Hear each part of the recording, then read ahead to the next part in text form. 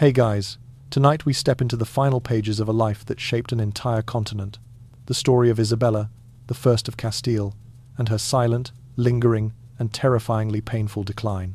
She was the woman who unified a kingdom, reshaped the religious map of Iberia, and set Christopher Columbus on the path toward the New World. But behind those triumphant victories lay a truth few dared to confront. Her body was rotting away slowly, day after day, betraying the iron will that had defined her reign. Tonight, we will trace her last nights, when the palace of Medina del Campo echoed only with ragged breaths, whispered fears from her ladies-in-waiting, and a queen slowly realizing that the realm she had held tightly for more than 3 decades was slipping from her grasp, one fragile breath at a time. This is not a story of triumph. This is a story of a queen trapped inside her own decaying flesh, and of the secrets the court tried desperately to hide in the shadows, secrets that surfaced only when the smell of death began to fill the palace halls. So, before you get comfortable, take a moment to like the video and subscribe, but only if you genuinely enjoy what I do here. And as always, before we begin, tell me where you're listening from and what time it is where you are right now. I love the feeling of someone in New York drifting off, someone in London hiding beneath their blanket, and someone in Tokyo just turning off the lights, all sinking together into a story like this. Now, dim the lights, maybe turn on a fan for that soft background hum, and let's ease into tonight's journey together. The death of Isabella of Castile was not a brief or gentle moment. It was a stretched, heavy tragedy, slow enough to feel endless, dark enough to mirror the empire she had built with such fierce resolve. The woman who had unified Spain, toppled the kingdom of Granada, funded the voyage that reshaped the fate of continents, reformed the army, initiated religious purges, and lifted the House of Trastamara to the height of its power, now lay in a dim chamber, exhausted, strangled by the very body that had once carried a monarchy on its back. The story opens with the image of a queen, before whom nobles, popes, and soldiers once bowed, now reduced to a still figure on a bed, her abdomen swollen from infection, her organs inflamed, failing one after another. Her mind remained awake, painfully so, but her body had begun its betrayal. Before approaching death, Isabella's life appeared like 2 sides of the same worn coin. One side forged from politics and triumph, the other from pain, weariness, and the quiet erosion of flesh. From the year 1474 to the year 1504, she stood at the center of Europe's shifting storms. But every triumph carried its shadow. The expulsions, the forced conversions, the relentless examinations of faith, all justified under the banner of divine protection, left scars not only on the land but on her legacy. Chroniclers remembered her as a tempest wrapped in royal silk, a sovereign whose piety and severity were bound so tightly together that neither could be separated from the other. To some, she was a saint of iron; to others, a queen whose mercy was often indistinguishable from judgment. Yet beneath that spiritual armor lay a body stretched beyond its limits. 8 pregnancies, multiple miscarriages, and years of extreme religious austerity had drained her strength from within. The earliest signs of illness were soft, almost dismissible. A tug of discomfort in the lower belly, a fatigue that clung to her limbs, fevers that simmered quietly through the night. But Isabella treated physical suffering as no more than divine testing. Because she endured without complaint, the illness burrowed deeper, becoming an invisible siege waged inside her abdomen. Modern medical historians would call it a severe pelvic infection, likely an abscess of the uterus or bowel, smouldering over years. But in her own era, such pain was dismissed as inner heat, blocked vapors, or humors out of balance. And from this misunderstanding, the last 11 months of Isabella's life began, months filled with fever, swelling, aching pressure, and the slow unthreading of a woman who had lived too fiercely, too relentlessly, for the throne she guarded. As the months passed, the discomfort sharpened. There were evenings when she paused mid-step, pressing her hand against her lower stomach, waiting for the jolt of pain to ease enough for her to continue. Her ladies-in-waiting noticed the moments she swayed while rising, the tremor in her hands, the way her breathing tightened after long hours of counsel. But Isabella brushed away their concern. Age, she insisted. Fatigue, nothing more. And yet even she could feel the quiet shift. Something inside her growing heavier, hotter, more insistent. Her faith once strengthened her, but now it kept her chained to a belief that endurance alone could heal the body. She continued working through nights when fever glazed her vision, signing documents with fingers that trembled softly against the parchment. She refused rest, refused retreat, refused to admit the truth forming beneath her ribs.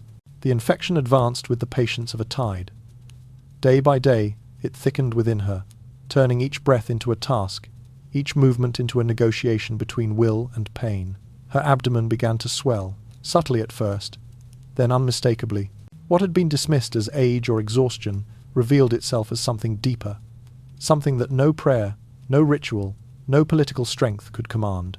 Thus, the final year of Isabella's life unfolded a slow collapse, wrapped in royal sheets, a queen slipping inch by inch into the shadows of her own failing flesh.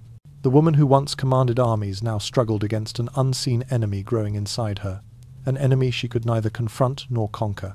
And as her body weakened, the weight of her reign, its triumphs, its cruelties, its burdens pressed closer, like a long and heavy dusk, settling over the last days of a monarch who had lived her life in unyielding light. To understand her decline, one must look back at the strength that first lifted Isabella to the throne. She was not the kind of queen who remained behind veils or watched from balconies. She had ridden with troops, braced herself against the cold on winter campaigns, and walked through plague camps without hesitation or fear of infection. But the resilience that made her formidable also carved deep marks into her flesh. A terrible fever in the year 1491, during the campaign for Granada, offered the first warning of what was to come. An inflamed lower belly, a sharp pain twisting through the womb, a quiet dread settling over the encampment. Though she recovered outwardly, something inside her had been damaged in ways no physician of her age could mend. A decade later, the pain returned sharper, heavier, no longer content to hide beneath the surface. Isabella began to feel a weight in her abdomen, a heaviness that made each breath shorter than the last. A pulse of pain travelled from her lower belly to her chest whenever she rose from a chair. She concealed every symptom, fearing the political consequences of weakness, fearing even more the judgment in her husband Ferdinand's eyes. But when night settled over the palace and the corridors darkened, her ladies witnessed what she refused to admit. Her hands trembled when she undressed. Sweat clung to her temples. Bent over with pain, she pressed her palms into her thighs, breathing slowly, as if trying to keep something inside her from tearing free. The confessor told her it was a holy trial, placed upon her spirit to cleanse it. The physicians prescribed herbs to balance her humours, steaming baths to draw out impurities, bloodletting to release heat, purgatives to clear the bowels. Each treatment only deepened the quiet infection growing inside her. As the year 1503 arrived, the signs could no longer be ignored. Whenever she knelt, she needed 2 hands to steady herself. When she stood, she clung to the edge of a table until the dizziness passed. When she walked, her face tightened, as though every step risked some hidden inner tear. The pain no longer resembled the stiffness of age. It felt instead like a blade lodged deep inside, turning a little more with each passing week. Then came the grief. The death of Prince Juan, her only son. The death of Princess Isabella. The death of the young Miguel, her fragile hope for the future. Each loss cut a long wound through her spirit. Modern understanding would call it acute psychological strain, the kind that weakens immunity and invites dormant illness to rise. But for Isabella, it was simply sorrow, sorrow so heavy it made her bones feel hollow. And as her heart weakened, the infection seized its chance. One night she cried out a single, sharp sound, loud enough that the guards stormed into her chamber with swords drawn. She dismissed it as a cramp. But she alone understood the truth. Something inside her had given way. The pain afterward did not fade. It throbbed upward toward her ribs and downward into her hips, spreading heat through her abdomen. Her fever spiked, her breathing fractured into short, uneven gasps, and her belly grew firm beneath her nightclothes, as if turning into stone. What had ruptured was likely the abscess buried deep in the tissues of her pelvis.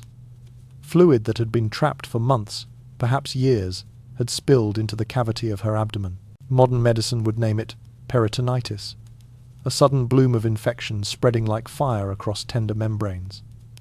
But in her world, no one had language for this kind of collapse. No one could describe the poison moving through her. They saw only the queen's face pale, strained, and the way her hand never left her lower belly, as though trying to hold the pain in place. From that night onward, Isabella's decline was undeniable.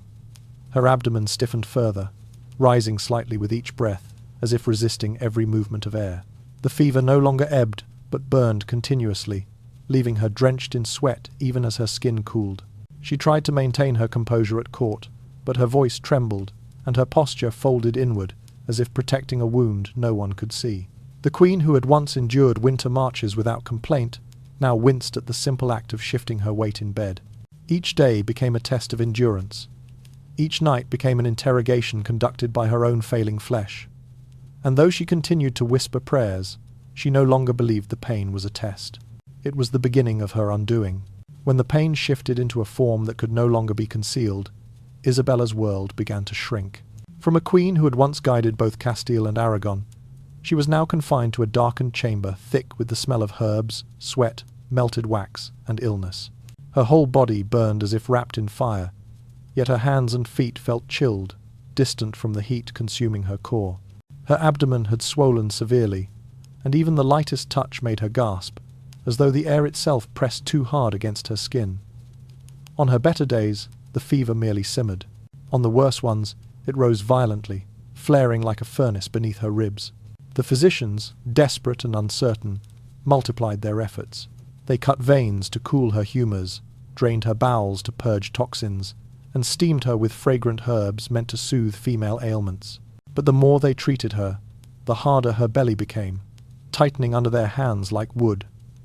Pockets of trapped infection swelled beneath the surface, forming silent chambers of pressure and decay. Each time a physician's fingertips pressed even lightly against her abdomen, Isabella's breath hitched, and a soft, choked sound escaped her lips. The narrative makes it clear. Even water brought nausea. Her tongue carried a metallic bitterness. Her throat felt parched and stiff, and her breathing grew heavy and uneven, the way a soldier might breathe after a long, punishing battle. Beyond the walls of her chamber, the political world of Castile began to tremble. Ferdinand feared the loss of authority he had long balanced alongside her. Nobles whispered and shifted allegiances. Foreign ambassadors lingered in corridors, anxious to report the weakening pulse of the Castilian throne. But inside Isabella's darkened room, all these movements faded into insignificance. There, only the shallow rasp of her breath mattered, only the muted groans she tried to suppress, only the moments when she lay motionless with her eyes closed, looking as if she had already crossed into some quiet distance, but was pulled back by pain. The signs of septic shock arrived gradually, but unmistakably. Her heartbeat grew irregular, fluttering too fast, then slowing unpredictably. Her breathing quickened with little warning. Her skin took on a pale yellow cast, her lips drained of colour. At times, Isabella murmured the names of those who had long passed: Juan, Isabella, Miguel, as though expecting them to appear beside her bed. At other times, her mind returned to the fields around Granada, imagining the distant rumble of drums and the crackle of winter winds against the tents. But the most painful moments were those of clarity. When she understood she was dying slowly, not with dignity, not with quiet peace, but with the steady burn of an invisible fire beneath her ribs. Even then, she tried to hold on to the duties of a queen. She signed documents with shaking fingers. She dictated matters of succession, her voice broken and thin. She forced her thoughts into coherence, long enough to guide what future she could still shape. Each breath cost her more than the last, but she continued, unwilling to let go of the role she had carried for so many decades. Still, the illness did not relent. It only burrowed further, rising toward the diaphragm. The infection inflamed the tissues beneath it, making every breath scrape against unseen walls inside her. Lying flat became unbearable, pressing too much weight into the swollen cavity of her abdomen, and so she slept half upright, cradled by pillows, drifting in and out of restless dozing. Her ladies rearranged the cushions constantly, trying to find a position that eased even a fraction of her pain. Then another scent began to creep into the room, faint at first, then undeniable. It was the smell of decaying tissue, the sour and heavy odour of internal rot. Only those closest to her dared acknowledge it in hushed whispers after leaving her bedside. It was the sign no physician wished to speak aloud. But Isabella felt it too, sensed it as surely as she sensed the fever, as surely as she sensed her strength slipping day by day. And with that realization came the quiet, weary acceptance that nothing could be undone. Nothing could be reversed. Not the ruptured abscess, not the spreading infection, not the slow collapse of her organs beneath the hardened swell of her abdomen. In that darkened chamber, as the candles flickered and her breath thinned, Isabella of Castile began to understand that she had crossed a line from which there was no return. By mid-November, Isabella's body had transformed in ways no one could have imagined for a queen. Her abdomen swelled outward, stretched tight and rigid like wood. The skin pulled so thin it seemed almost translucent in the candlelight. The infection had flooded the entire cavity of her belly, inflaming every surface, pooling pockets of pus, pressing her organs into distorted shapes. Her temperature no longer rose and fell in waves, but held steady at a burning, relentless height, as though a furnace smouldered beneath her ribs. Each breath she drew was shallow, trembling, and uneven, edging painfully through lungs that could no longer expand without protest. The air in her chamber grew heavier by the day, a thick blend of fevered heat, leaking fluids, and the unmistakable scent of advancing illness. Her attendants cried softly as they bathed her with warm herbal wine, hands shaking at the change in her form. They whispered that her belly felt like a solid block of wood, and that beneath the rigid surface they could sense something shifting liquid sliding from one pocket to another. The physicians, alarmed by their reactions, soon forbade them from touching her abdomen at all. They had no remedy left, no explanation they dared voice. The truth frightened them too deeply even to speculate. Her urine darkened to the shade of burnt honey, a sign of kidneys failing under the toxic load. Her stools became watery and foul-smelling, unmistakable evidence that her intestines were being overtaken by infection. Chills seized her between bouts of sweating, violent shaking that rattled her teeth and pulled hard at the already inflamed tissues inside her. Every time a tremor passed through her, it seemed to lift her shoulders from the bed. Every time the fever returned, her breaths grew shorter, like a swimmer struggling to reach a distant shore. Yet the most haunting part of her decline was her gaze. Isabella's eyes remained open, aware, painfully awake, even while her body dissolved beneath her. She saw everything. She understood everything.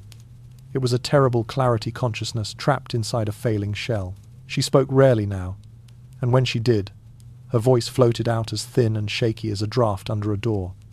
Sometimes she whispered prayers. Sometimes she fell silent.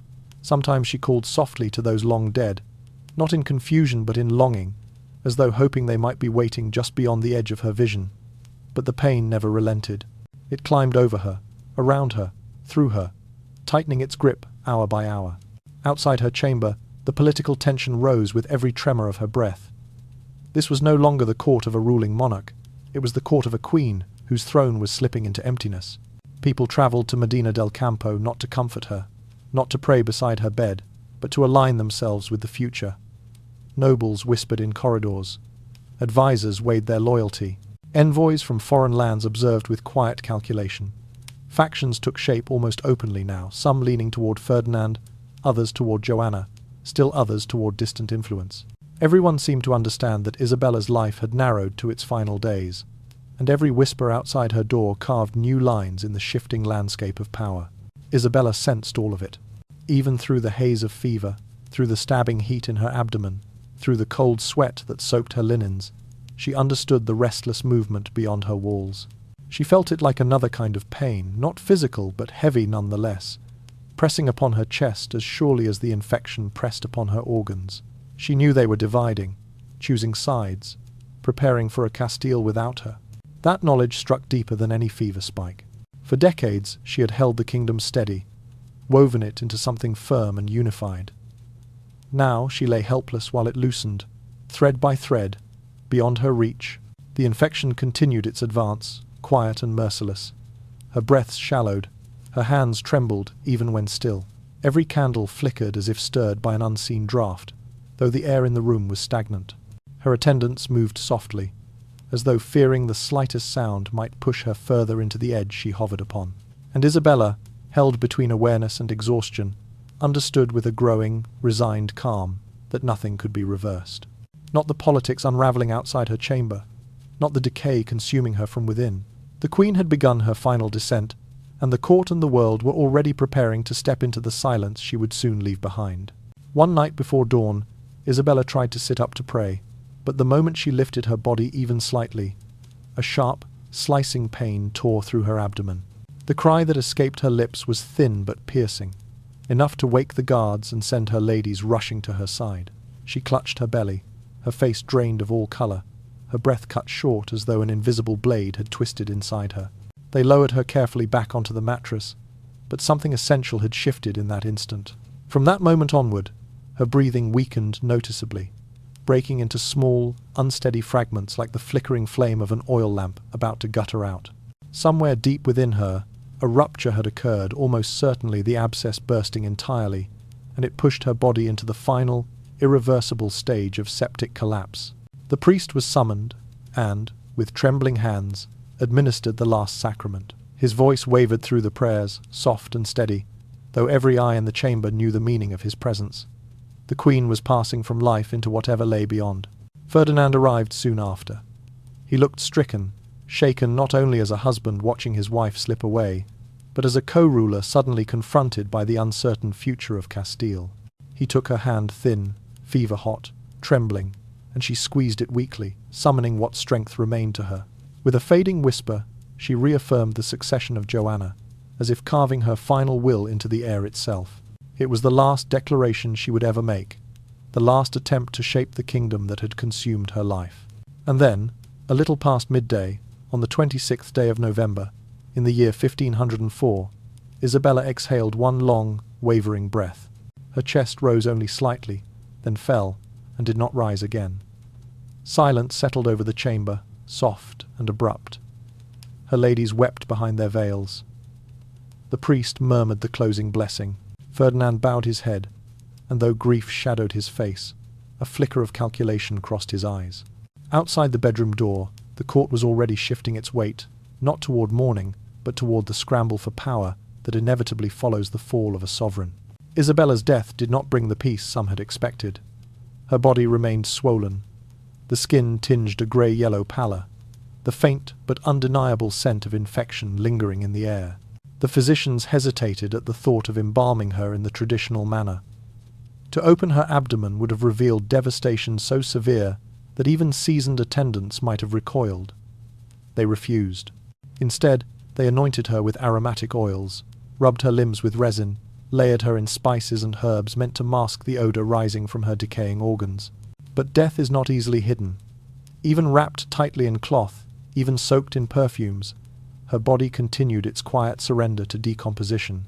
When the time came for her long journey to Granada, the city she had conquered in triumph just years before, her attendants lifted the shrouded form with great care.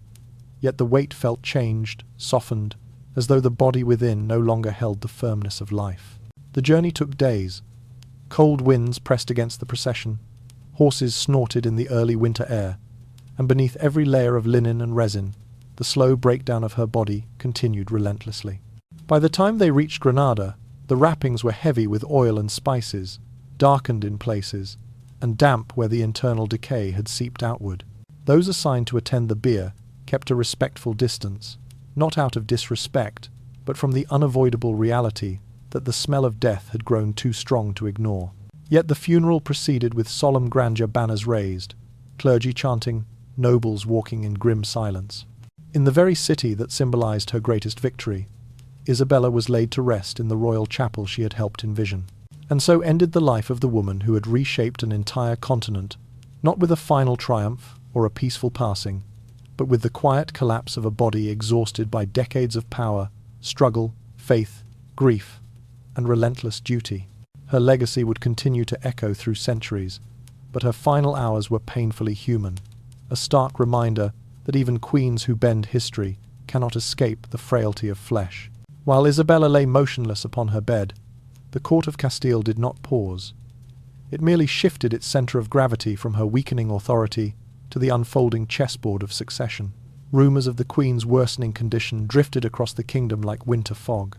Nobles who once occupied battlefields or council chambers now made their way toward Medina del Campo, not to offer comfort, but to watch, to measure, to wait. They needed to know who would rise when her final breath slipped away, whose hand would steady or shatter the fragile balance she had held for so many years.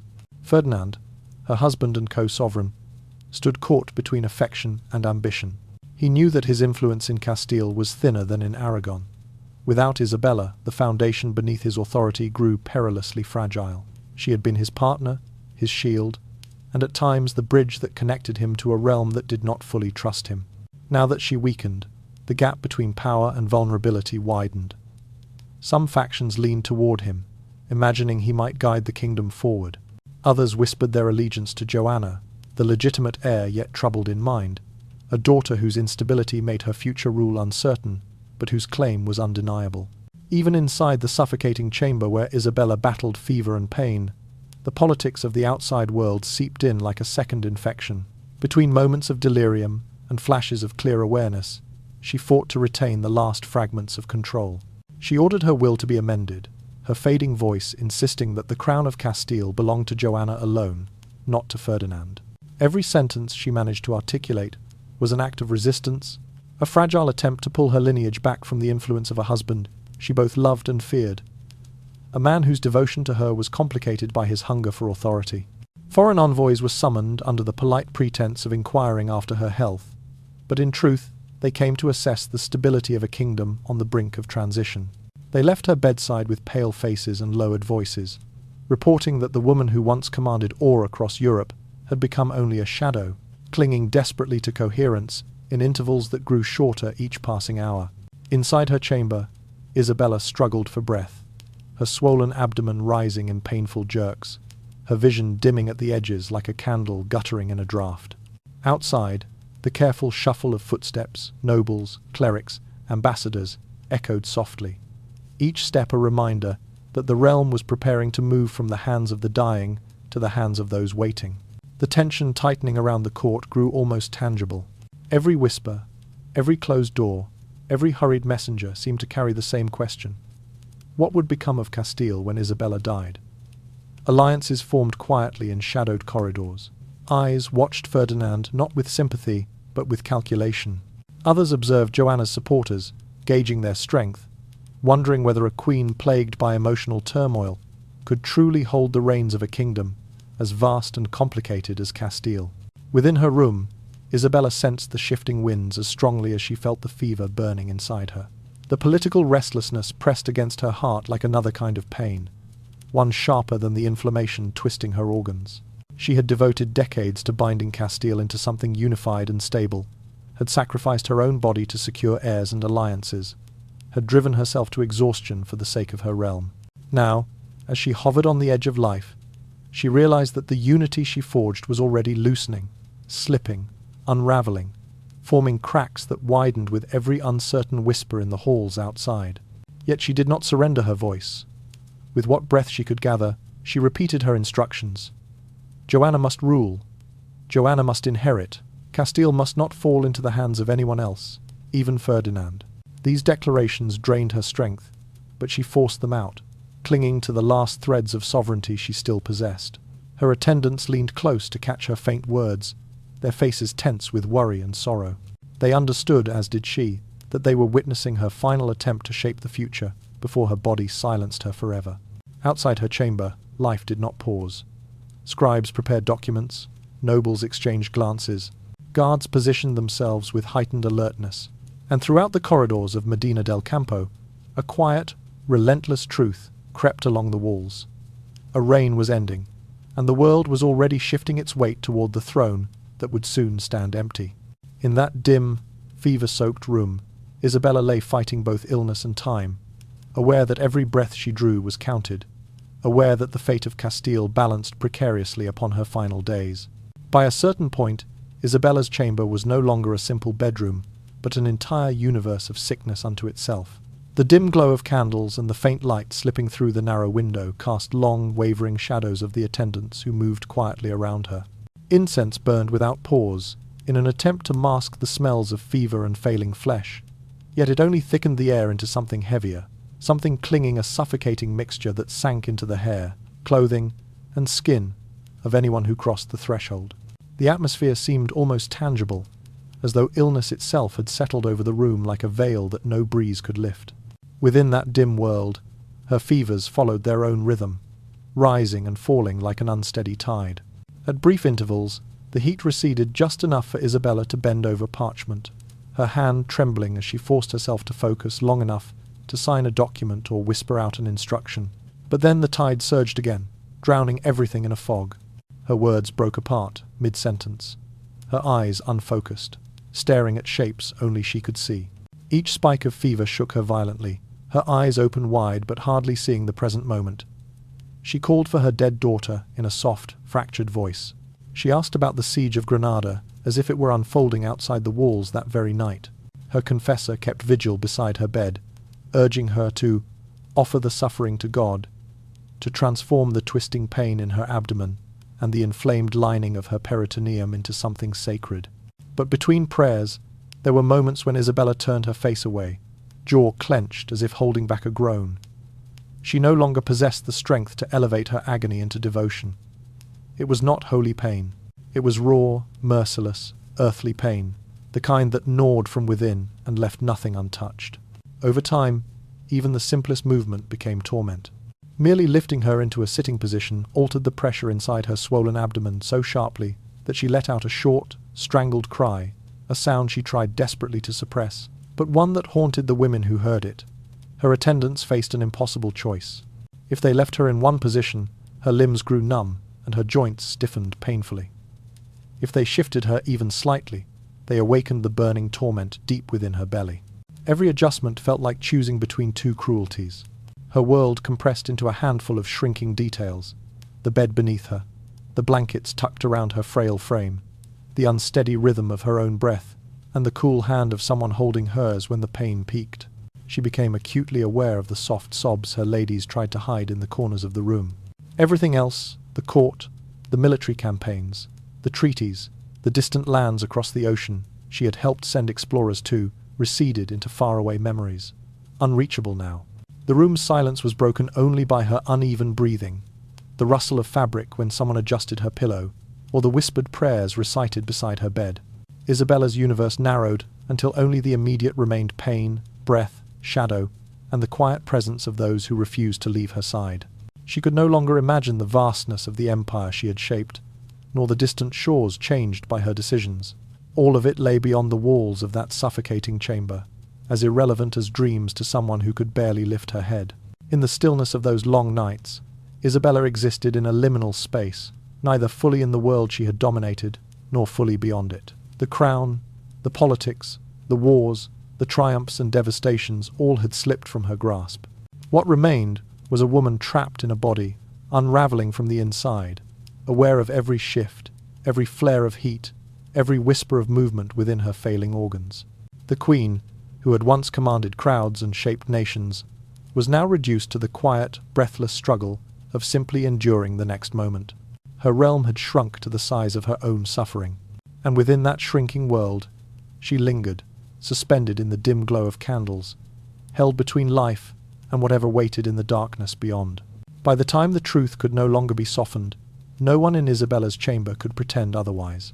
Her abdomen was not simply swollen, it was stretched tight, rounded and glossy. The skin pulled thin enough that the faint web of veins beneath became visible in the flickering candlelight. Anyone who touched it, even with the gentlest fingertips, felt the hardness beneath, rigid, unyielding, as if wood had formed under her flesh.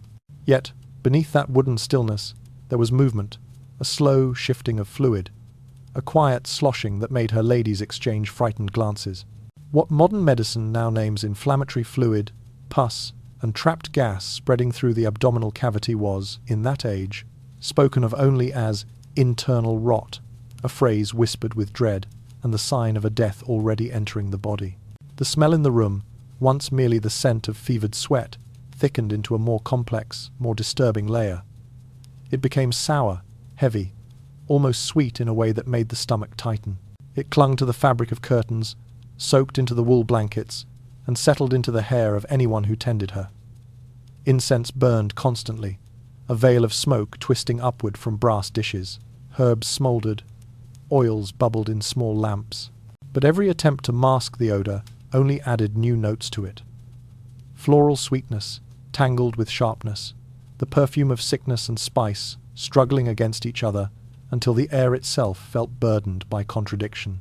The descriptions preserved from that time leave little ambiguity. Her stools turned watery and sharply foul. Her urine darkened to a deep, almost syrup-thick shade, then diminished day by day. Her kidneys, her intestines, her liver, all were buckling under the spread of infection. Her hands trembled, sometimes gently, sometimes in sudden spasms that startled the attendants standing nearby. Her mind drifted, sinking into confusion, then resurfacing with clarity that cut sharply through the haze. From a modern perspective, this was unmistakable sepsis, advancing into full multi-organ failure. But to the people of the 15th century, it was the rotting of the humours, the unravelling of the body under divine trial, a slow, creeping death carried out by imbalance and fate. Isabella herself sensed the truth with a lucidity sharper than any diagnosis. There were moments when she whispered, so softly her ladies had to lean close to hear, "I feel something dying inside me. Perhaps it is I." The words hovered between metaphor and confession, yet they were accurate in both senses. The body that had once borne children, endured campaigns, knelt in prayer through the coldest dawns, that same body was now folding inward, collapsing, revealing the reality shared by all mortals. No rank, no crown, no victory could delay what flesh is destined to become. Her dying, therefore, was not the peaceful passing of a monarch upon a cushioned throne. It was a slow decomposition witnessed in real time by those who had served her. Her ladies saw it in the pallor spreading across her skin, in the way her breath stuttered, then fought its way back, then weakened again. Her physicians saw it in the shifting colours of her excretions, in the diminishing pulse that flickered beneath parchment-thin skin. Ferdinand saw it, though he tried not to, each time he entered her chamber, and found her smaller, thinner, fading by degrees. And the foreign envoys caught only a glimpse, yet carried the memory back to their courts. A queen reduced, not by battle or betrayal, but by the quiet cruelty of her own failing flesh. The atmosphere inside her room grew heavier as the days passed. Every attendant moved softly, as though the slightest sound might hasten her decline. The candles stood lower with each night, their flames trembling like her own breaths. The fabric of her sheets rustled faintly whenever she shifted a sound that, in her last weeks, was rare and painfully slow. Even lifting her hand required effort. Even turning her head left her panting. Through all of it, Isabella remained aware. Aware of her pain. Aware of the rotting that no one dared name. Aware of the eyes upon her grieving, frightened, calculating. Aware of a kingdom beyond her door, already tightening around the question of succession. Aware that her body, once so resolute, was abandoning her one organ at a time. And in that awareness lay the final lesson of her life. Her death was not a symbol of triumph, nor a moment of peace. It was a reminder carved into the dim air of Medina del Campo, that power bends nations, but it cannot bend the laws that govern flesh. Her final days were not majestic, they were honest, painfully so. The queen who had reshaped lands and faiths died as all humans do, slowly, irrevocably, and in the quiet shadow of her own mortality. By mid-November, Isabella lived almost entirely inside brief, fragile cycles of waking and drifting, as though her mind floated between two worlds and could no longer remain in either for long. When she surfaced into clarity, she clung to the duties she believed still belonged to her. She repeated the terms of her will, affirmed again and again that Joanna was the rightful heir to Castile, and pleaded softly for Ferdinand to protect the unity of the lands they had forged together. Each sentence she managed to form cost her dearly. Every breath was a battle. Every word pulled slowly from a body too weary to sustain it. Between these scattered islands of lucidity, she slipped back into fevered delirium. In those stretches she prayed urgently to the Virgin, speaking as though the Holy Mother stood beside her bed. She murmured to the dead, to her daughter, to her son, to those she had lost long before illness claimed her. At times, she said she could see light in the corners of the room, or hear voices whispering where no one stood. Her breathing grew raspy, shallow, punctuated by soft rattles. The swelling in her abdomen pressed upward against her diaphragm, weighing down her lungs until even the smallest inhalation dragged out in uneven, painful notes. One night, just before dawn, she tried once more to rise.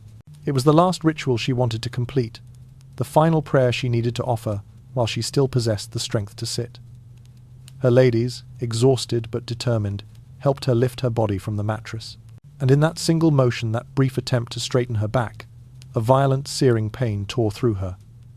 Isabella cried out, clutching her abdomen with both hands, her face draining of all colour.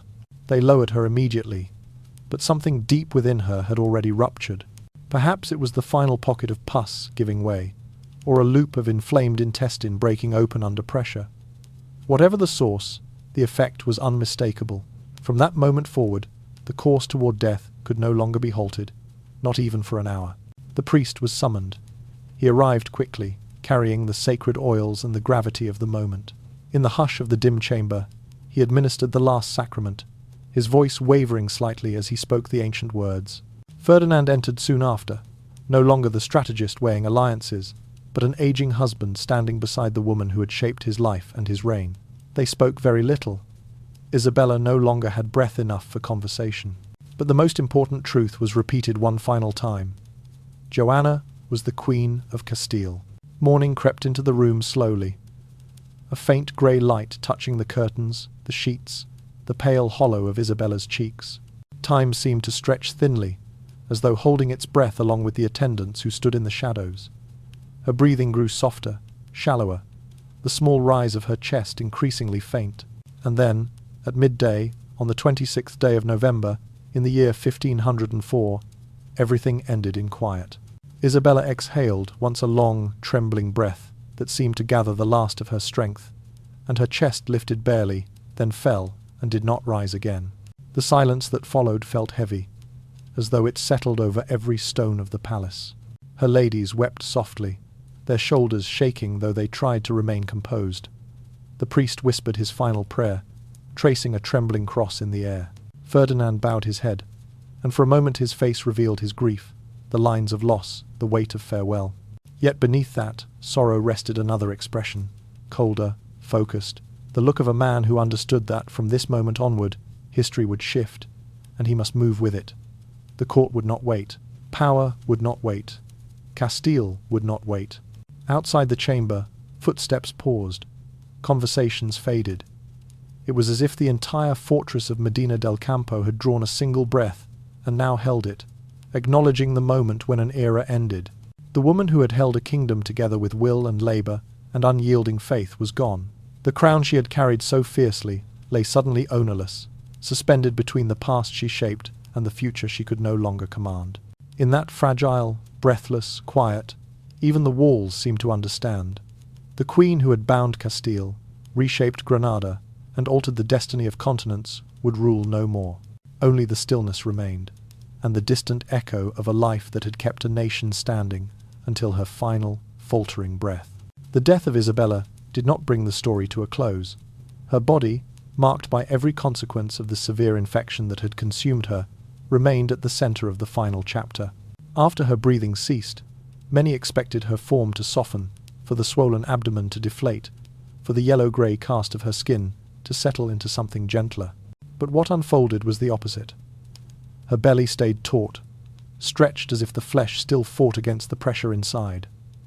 Her skin kept its sickly hue, a muted blend of wax and ash, and the odour, once masked by the faint warmth of life, sharpened, growing clearer now that no breath stirred through her lungs to soften it. Physicians were summoned to begin the burial preparations. Traditionally, the bodies of monarchs were opened, cleansed, and treated from within before burial. But the thought of incising the abdomen of a queen whose organs had been ravaged by months, perhaps years, of infection made every surgeon pale. They could imagine too clearly what awaited them beneath the skin. Ruptured tissue, pooled pus, fluid that no ritual could purify. Even the most experienced among them hesitated. No one wanted to confront that sight, not out of disrespect, but because the horror would be almost unbearable. And so they chose another path. They tended only to the exterior. They bathed her with heavy oils, coated her limbs with resin, dusted spices across her skin, and wrapped her in layer after layer of fragrant cloth. The smell of decay was muted, but not erased. It remained beneath the perfumes, rising faintly, a reminder of what lay hidden under the ritual. The funeral procession itself was immense. Banners stretched high above the crowds. Knights in full armour rode solemnly beside clergy, reciting prayers. Nobles in dark fabrics followed with bowed heads. Citizens filled the streets, drawn by grief, curiosity, and the gravity of seeing the era of a formidable queen come to an end. Yet beneath the ceremony, beneath the hymns and incense, a quiet truth lingered. Spain had stepped into a period of uncertainty, and the decaying body of Isabella reflected the fragility of the order she had built. Even wrapped in dignity, even honoured with spectacle, her death mirrored the instability pressing in from all sides.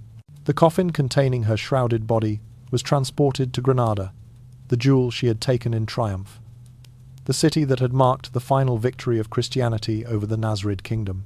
But the journey was long, and the body, though wrapped and sealed, continued its natural surrender. Heat, movement, and the passing days accelerated the decay. By the time the procession reached the gates of Granada, the linens had grown heavy with oils and spices, darkened by seepage. The odours that escaped through the wrappings were unmistakable, drifting into the air despite every effort to contain them. Those tasked with tending the coffin stepped back when they could, not out of disrespect, but from necessity. The scent was simply too strong to stand near for long. Isabella was laid to rest in the royal chapel of Granada, a place that symbolized both triumph and sorrow. It was the city where she had celebrated the end of the Reconquista, where she had stood over the conquered citadel and claimed it as the crowning act of her reign. But it was also the city tied to expulsions, forced conversions, and the dispersion of entire communities whose lives were reshaped by her policies. Her burial there was fitting in its symmetry. Granada was the monument to her greatest accomplishment and the shadow of her harshest legacy. The story ends with a conclusion at once stark and sombre. Her reign had given birth to a unified Spain, binding Castile and Aragon into a force that would carry its influence across oceans. But it had also unleashed an age of suffering for Jews, expelled under the edict of the year 1492, for Muslims forced to convert or flee, for countless individuals persecuted under the weight of religious scrutiny. Her achievements shone brightly, but the shadows they cast were long, stretching across generations. And in the end, when the banners were lowered, when the prayers faded, when the myths that surrounded her began to soften with time, what remained was the image of a fevered body, a swollen abdomen ravaged by infection, a queen whose flesh succumbed to decay like any other mortal. It stood as a quiet reminder. Even those who reshape the world cannot escape the ancient truth, written into every human form, that all power, all will, all triumph, eventually return to the same fragile dust. The death of Isabella did not simply close the story of a single life. It opened a vast and unsettling vacuum of power that both Castile and Aragon felt immediately, almost instinctively, in the very first hours after she released her final breath, while her ladies wiped their tears, while the priest gently closed her eyes and whispered the last prayers over her cooling face. The corridors outside her chamber filled with footsteps, careful, hurried, deliberate, and unmistakably calculated. Some nobles moved quickly toward Ferdinand, offering loyalty before anyone else could claim that position. They spoke softly, reverently, urging him to preserve order, to maintain stability, as though the kingdom itself depended upon him stepping forward without hesitation. But there were others, more numerous, more anxious, and far more divided, who turned their attention toward Joanna, the rightful heir, whose shadow lingered heavily over every whispered conversation. Joanna was lawful queen by every measure of blood and law, yet her bouts of emotional instability made her succession both inevitable and uncertain. The court sensed opportunity and danger in equal measure, and factions formed almost instantly. One group pushed for Ferdinand to assume full regency, believing his experience and authority essential in a moment of crisis. Another, more principled or perhaps more wary, insisted that Joanna alone should rule, that her mother's will must be honoured without interference. And then there were the pragmatists, the silent watchers who stood between the two sides, waiting for the scales to tip, ready to pledge allegiance to whichever figure appeared strongest. In the days before her death, even as Isabella lay sweating and delirious beneath fevered sheets, she had rallied what strength remained to her to assert Joanna's rights. She had repeated, again and again, that Castile belonged to her daughter by law and by lineage. She had made it clear that Ferdinand, though her partner in rule, was not to assume power beyond what her will allowed. She understood her daughter's fragility, yes, but she feared Ferdinand's ambition even more. She knew him as both a husband she had loved and a politician whose hunger for authority could reach far beyond what was good for the realm. That awareness, sharp and painful, made the atmosphere after her funeral both tense and quietly chaotic. The crisis deepened with the looming presence of Philip the Handsome, Joanna's husband, whose political intentions were no secret. He was waiting, waiting in Flanders, waiting for news, waiting for the moment to insert himself into the heart of Castilian rule. His allies abroad had been preparing for this event, and the news of Isabella's death travelled swiftly across borders. Messengers were dispatched from Medina del Campo to Flanders, to France, to Rome, each carrying urgent reports that a seismic shift had begun. The ambassadors who had stood at Isabella's bedside now wrote feverishly to their masters, describing not only the Queen's passing, but the tremors of ambition and fear that rippled through the court. The death of Isabella was like a spark fallen into a field of dry straw, small, quiet, almost gentle, yet destined to ignite flames that would consume everything. From that moment, the future of the Iberian Peninsula would be shaped by intrigues, swift calculations, alliances made in shadows, and decisions sharpened by desperation. Every nobleman, every ambassador, every courtier sensed that the struggle for Castile had begun even before the Queen's body cooled. Even in death, Isabella's influence stretched across the court. People gathered to read and reread her will, lingering over each clause, each line, each decision she had made in her last coherent hours. They studied her words with the same intensity they had once applied to her decrees on faith, war, and governance. The scrutiny proved a simple truth. Though her flesh had succumbed to decay, her authority remained a powerful presence, unsettling those who sought to reshape the kingdom to their own advantage. Her testament confirmed the fears she had harbored. Castile was fragile without her. The unity she had forged through decades of relentless effort now trembled at its foundations. Every whispered argument, every shift in loyalty, every glance exchanged between rival groups carried the same unspoken message that Spain, the Spain she had labored to build, stood on the edge of fracturing. The kingdoms she had joined, the policies she had enforced, the victories she had claimed, all of them seemed suddenly at risk, like a carefully woven tapestry beginning to unravel thread by thread. And so, in a palace, still heavy with the scent of her final illness, the living began their struggle. A struggle for power, for survival, for control of the legacy that Isabella had left behind. The Queen was gone, but the turmoil she anticipated was only beginning to unfold. When her body was prepared for the journey to Granada, stories and murmurs began to take shape, as they always do when a great reign ends, weaving themselves into the fabric of memory through the whispers of common folk and the pens of chroniclers. Some remembered Isabella as a holy queen, a guardian of the faith, the steadfast hand that resisted the disorder of her age. Others saw her in an entirely different light, as the architect of exile, the force behind the suffering of the hundreds of thousands of Jews and Muslims driven from their homes or forced to abandon their religion under the weight of royal decree. What made these tales remarkable was not their contrast, but the fact that both versions existed side by side, even among those who had served her most intimately. The writings of her era describe a woman whose devotion to God was so fierce it bordered on obsession, and whose resolve was so unyielding that even the strongest nobles hesitated before crossing her will. There were moments when she seemed like a storm given human shape, cold, sweeping, unstoppable. Yet there were also descriptions of her kneeling alone in a chapel at dawn, small and trembling before the crucifix, her face softened by grief or prayer, as if all her power dissolved into humility in the presence of her faith. In the memory of the people of Castile, she remained the queen who had unified the kingdom, a feat no previous monarch had accomplished. She was the one who held the fractured lands together, who steadied the crown through chaos and war, who forged a new political structure out of disorder. For many, she was the mother of Spain, a figure larger than mortality itself. But for those who had been expelled from their homes, stripped of property, or pursued by the Inquisition she authorized, her name bore a different meaning entirely. Not reverence, but sorrow. Not pride, but a wound carved into the long arc of history, a wound that would not heal for centuries. As the funeral procession moved from town to town, people knelt as it passed, making the sign of the cross, murmuring prayers into the cold air. Some wept openly, clutching beads or pressing their hands to their foreheads. Others watched silently, their faces unreadable, offering neither blessing nor curse. There were even a few who stood stiff and unmoving at the edges of the road, their expressions flat, their grief mixed with memories too painful to voice. These reactions, scattered across the kingdom like shifting shadows, revealed a truth few dared to speak aloud. Isabella's legacy had never been made of pure light, nor pure darkness.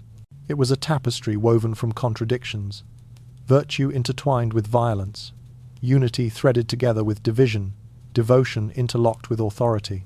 As the procession approached each city, bells rang from the towers, echoing over rooftops and squares. Priests in white robes led prayers, while soldiers in polished armor marched at a deliberate, somber pace. Behind them followed the nobles, draped in black, their faces drawn, reflecting the weight of a world already slipping into uncertainty. And behind them, the people, some leaning forward to catch a glimpse of the Queen's passage, others stepping back as if unsure whether to mourn or remain detached. Her body, hidden beneath layers of spices, oils, and heavy cloth, travelled like a vessel of double meaning, carrying both the memory of a nation's rise and the echo of its deepest suffering. The story emphasizes that even as Isabella's flesh deteriorated, even as the odor beneath the wrappings seeped through the layers of resin and herbs, the myths surrounding her began to breathe with renewed life. The tales of her reign, her victories, her decisions, and her cruelties rose like smoke from the slow fire of memory.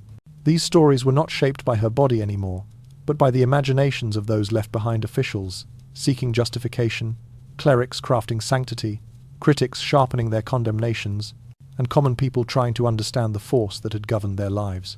Her legend entered the realm of political mythology almost immediately. It grew in the shadows of cathedrals, in the halls of noble estates, in the marketplaces where merchants told stories to travelers. Her image expanded, softened, hardened, or fractured, depending on who spoke, and like all legends, it began to shift through the lenses of fear, loyalty, resentment, and hope. It would be retold in countless forms, as the tale of a pious savior, as the account of a ruthless ruler, as the story of a queen who forged a nation, and as the lament of a monarch whose choices carried a cost too heavy to measure. In the end, as her body moved slowly toward Granada, it became clear that Isabella's physical form was fading into the earth. But the myth of her, the force of her memory, the weight of her reign had only just begun to rise. The journey that carried Isabella's remains from Medina del Campo to Granada unfolded as a long, cold passage weighted with symbolism, moving at a pace so slow and deliberate that it seemed the entire procession was wading through history itself. The air around the cortege carried a strange mixture of scents: the heavy sweetness of spices, the sharp bite of resin, the bitterness of aromatic oils, all of them attempting, and failing, to conceal the deeper, unmistakable smell of decay that seeped steadily from the tightly wrapped body. No matter how many layers of cloth were tied around her, no matter how generously the embalming mixture had been poured, the odor clung to the wind, to the horses, to the cloaks of the attendants who rode beside the bier. The procession wound its way through villages and towns, each with its own rhythm of life, briefly interrupted by the slow approach of the Queen's final passage. In every settlement, people dropped to their knees as the bier came into view, bowing their heads, clearing the road with a hush that spread like a ripple across the crowd. It was not only respect that moved them to kneel, but a haunting awareness that they were witnessing the end of an era. The Spain Isabella had shaped, unified by blood, by faith, and by her unyielding resolve, was now returning her body to the place she considered the most triumphant of her conquests: Granada. Granada, the last Muslim stronghold on the Iberian Peninsula, had been the crowning jewel of her campaigns, the victory she had pursued with relentless determination. Now, with slow and solemn steps, her corpse was being escorted back to the city she had torn from the hands of its last Nasrid ruler, as though destiny itself were folding her life into a perfect circle. For some, the journey felt like a final coronation. For others, it symbolized the heavy toll of her reign, the fractured religious landscape, the pain of expulsion, the unraveling political alliances left in her wake. By the time the cortege reached the outskirts of Granada, Isabella's remains had decayed further still.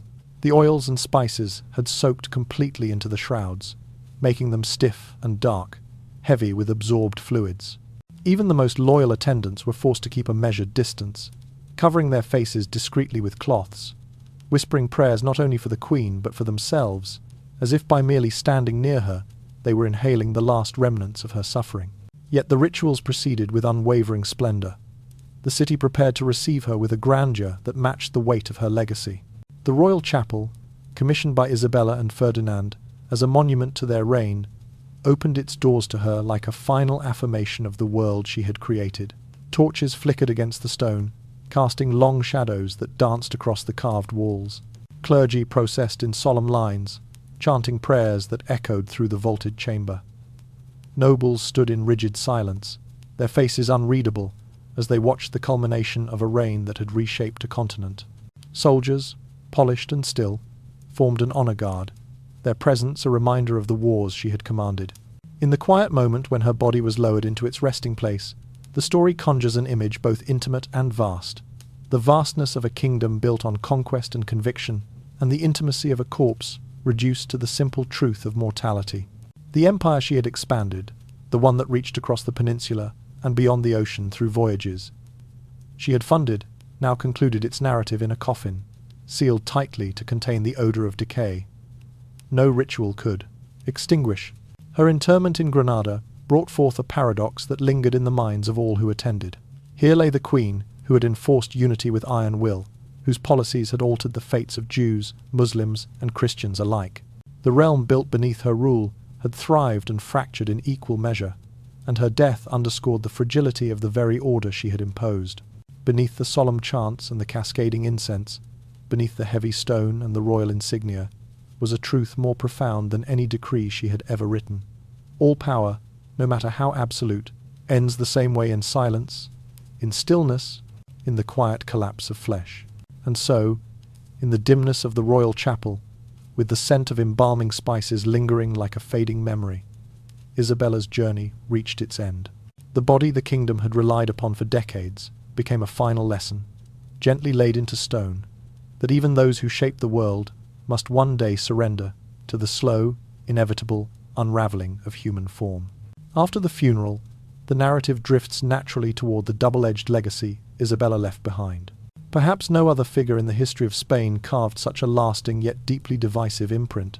On one side of that legacy, she was the architect of unity, the person who brought Castile and Aragon into a partnership that would eventually solidify into the idea of a Spanish nation. Her reforms in finance, in military structure, and in administration laid the foundation for the prosperity that would support the Spanish Empire of the 16th century. For some, this was the dawn of a golden age, a moment when a patchwork of kingdoms finally began to breathe as a single entity. But on the other side, Isabella was the monarch who signed the edict expelling the Jews, a decree that forced tens of thousands into exile and shattered communities that had flourished for centuries. She was the sovereign who opened the door to forced conversions and persecutions of Muslims, reshaping the social fabric with policies that spread fear, suffering, and irreversible loss. Under her rule, the Inquisition became not merely a religious institution, but a weapon of statecraft, a force that pressed against the hearts and minds of entire populations. And she was the queen who financed Columbus, unleashing voyages that would ignite European conquest across the Americas. Conquests that would bring devastation to indigenous peoples, fuel the growth of the transatlantic slave trade, and entrench colonial systems that endured for centuries. Because of this, any attempt to evaluate Isabella's legacy becomes a kind of moral labyrinth. She cannot be described simply as great or cruel. She was both. She fused brilliance with brutality, devotion with domination. She belonged to an age of iron, and she shaped that age with an iron will of her own. She was a woman of intelligence, courage, and far-reaching vision, yet also a woman capable of imposing her convictions upon millions, regardless of the cost. The choices she made altered destinies across continents, in ways that neither she nor her advisors could fully comprehend. The story emphasizes that even though Isabella's body now lay buried deep within the chapel at Granada, her influence continued to move through the veins of history, not as flesh but as consequence. Her decisions did not end with her life. They continued in the laws, in the migrations, in the wars, in the cultural fractures that echoed long after she took her final breath. Each generation that followed felt compelled to reinterpret her, some painting her as a saintly heroine, others as a stern architect of repression, and many seeing both truths intertwined. The light and the shadow in her reign have never separated cleanly. Yet one theme stands out with quiet insistence. The violent, lingering death Isabella endured serves as a metaphor for her dynasty itself.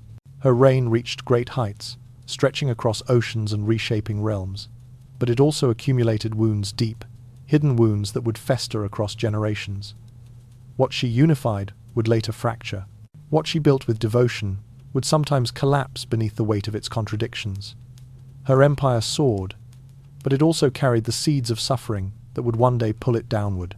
In the end, the slow internal rot that overtook her body mirrors the internal strains that would one day challenge the empire she helped create.